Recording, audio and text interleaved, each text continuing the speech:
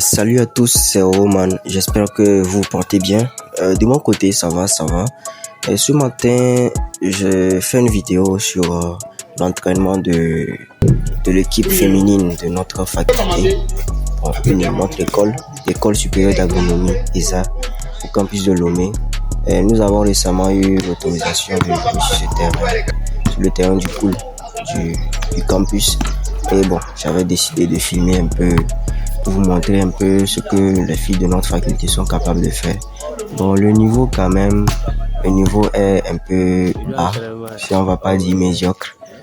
Mais on garde espoir quand même que après les entraînements, on va s'entraîner dur, on va les aider et on espère quand même qu'elles puissent beaucoup avancer lors du championnat.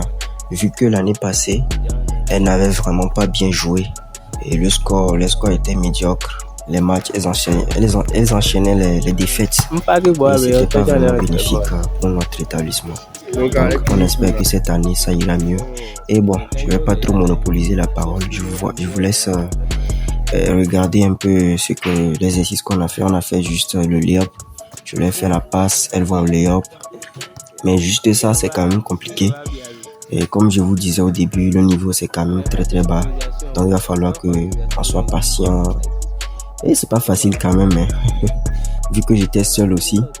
Donc un peu comme ça. Il y en a certaines qui arrivent à bien lancer la balle.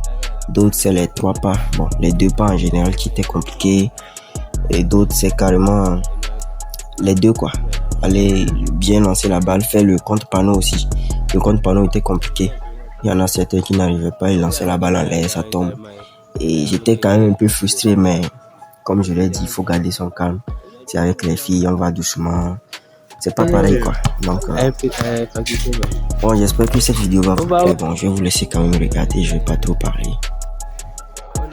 Je ne vous cache pas que le montage vidéo n'a pas vraiment été facile, hein. Ah ouais. Prendre du temps. Et en plus que tu n'as pas que ça à faire à la maison, tout ça. Mais bon, pour me soutenir, vous pouvez quand même vous abonner pour m'encourager. Parce que je vois le nombre d'abonnés s'augmenter. Les performances qui augmentent, tout ça, ça me motive à faire encore plus de vidéos. Donc, n'hésitez surtout pas.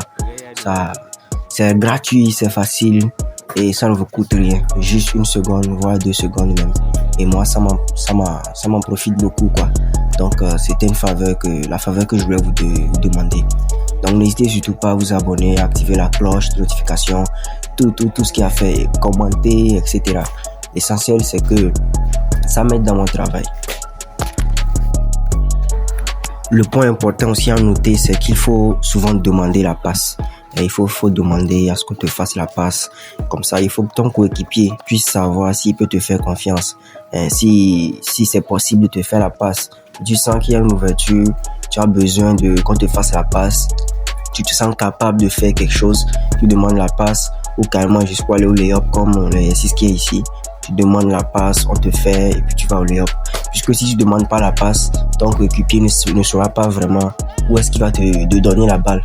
S'il te donne ça du mauvais côté, vous savez que la moindre seconde au basket compte. Donc, autant gagner du temps en ayant les meilleures performances possibles, juste en ayant levé la main comme ça, lever le bras. Donc, c'est aussi important de noter cela. Et gardez en tête aussi que au basket, pour progresser, il ne suffit pas que de faire des entraînements sur des moves, etc. Il y a aussi la construction du physique, du corps. Donc, n'hésitez surtout pas. C'est vrai que c'est pas facile au début, chez tout le monde d'ailleurs, même chez les pros, etc. Parce qu'il y a le temps. Le temps, c'est pas donné à tout le monde de pouvoir faire ce qu'il veut à tout moment. Donc, si vous pouvez avoir un programme assez léger dans la semaine, 1 à 2 fois par semaine, vous faites des pompes, même si vous n'avez pas de poids, même si c'est pas la salle à la maison, vous pouvez le faire au poids du corps. Et il y a des exercices, vous regardez sur internet, vous allez trouver des exercices simples, des pompes, des squats, surtout les squats, et les exercices de fente, etc. pour améliorer la détente, etc. Parce que c'est important aussi d'avoir ça au basket, surtout pour ceux qui n'ont pas la taille comme nous, comme moi par exemple, 1 mètre, bon je vais pas donner la taille, 1 mètre et quelques là, mais bon, il faut quand même un minimum de détente pour pouvoir aller chercher le panier le plus haut possible. et pouvoir atteindre même peut-être le dunk. Même pour moi, pour l'instant, qui n'est pas possible. C'est possible quand même à l'avenir. Là, je ne vous cache pas que j'étais frustré. Si on s'améliore, on s'entraîne comme il le faut, voilà, c'est ça quoi. N'hésitez surtout pas à faire des exercices physiques parce que le basket aussi c'est un sport de contact, donc il faut minimum avoir une force pour pouvoir affronter les adversaires, les pivots, tout ça là, sous la raquette. Donc ceux qui jouent ils savent. Donc ça énerve beaucoup quand tu es sous la raquette, on te pousse, tu demandes la faute mais rien. Donc il faut vraiment faire du sport pour pouvoir être solide sous la raquette. Et aussi n'oubliez pas, la semaine prochaine, à partir du 4, le championnat universitaire va commencer. Donc ça sera l'occasion de mettre en œuvre les pratiques que nous avons apprises jusque-là. Abonnez-vous, likez, partagez pour être aux aguets à l'information. Et ne vous inquiétez pas, donc restez connectés. Et donc sans transition, on attaque la deuxième partie de l'entraînement, c'est-à-dire le côté gauche. Je ne vous cache pas que si le côté droit c'était catastrophique, sans vouloir les insulter, mais le côté gauche c'était encore pire. Parce que déjà il faut maîtriser le côté droit, comme la plupart sont droitières. Il faut maîtriser le côté droit avant d'attaquer le côté gauche. Donc le côté gauche a été un peu compliqué. Elles allaient mal sous le cerceau. La finition souvent terminée avec la main droite, c'est pas grave, mais elle n'arrive pas à beaucoup marquer. Donc ça aussi c'est un point à revoir.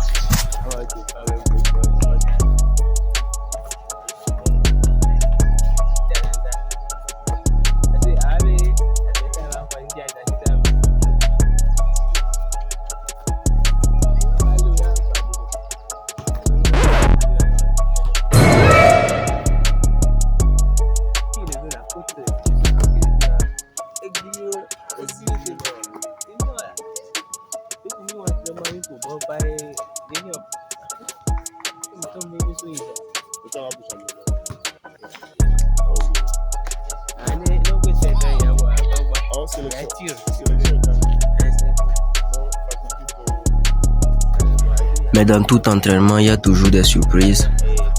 Après celle en bleu, il y a celle en maillot Paris qui va passer. Celle-ci, elle a bien effectué le mouvement. Donc, c'était quand même intéressant. C'était intéressant à montrer.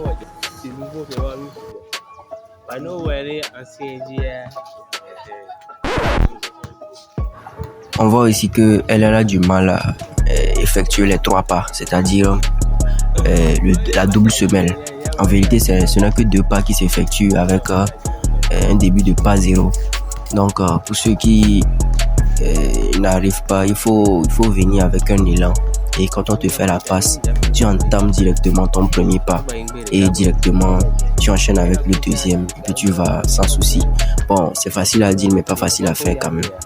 Donc, et n'hésitez pas à regarder d'autres vidéos qui vont vous aider à améliorer votre double semelle quoi.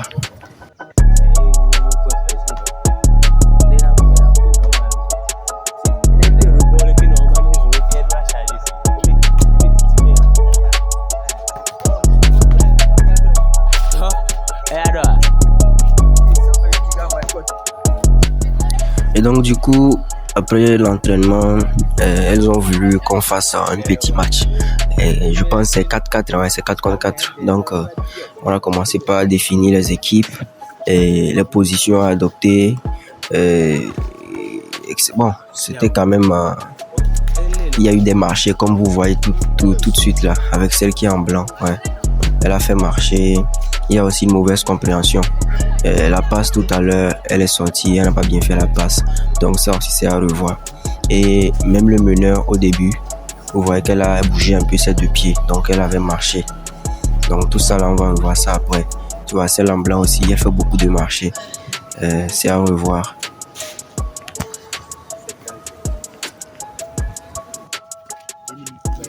Et lorsque j'ai pu récupérer la balle sous le cerceau, j'avais voulu distribuer, qu'on fasse la distribution de la balle un peu, mais elles m'ont pas comprise au début. Donc il y a eu marché au début tout à l'heure. N'oublie pas, abonne-toi pour me soutenir. Merci.